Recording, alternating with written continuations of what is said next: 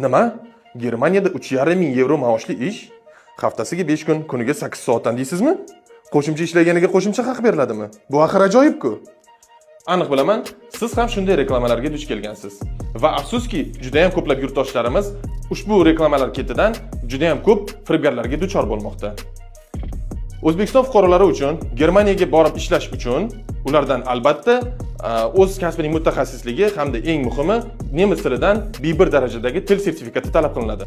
Agar siz bunday talablarga javob bera olmasangiz, Germaniyani xayolingizdan chiqaring.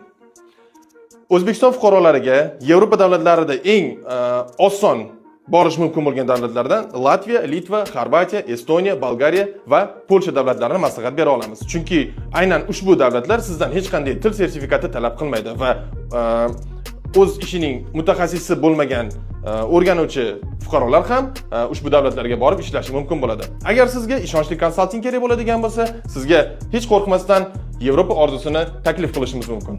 Agar takliflarimiz qiziq bo'lsa, pastdagi raqamlarga Telegram orqali murojaat qiling yoki bo'lmasam kommentariyaga plus belgisini qoldirishingiz va ushbu videoni eng yaqin do'stingizga jo'natib qo'yishingiz mumkin.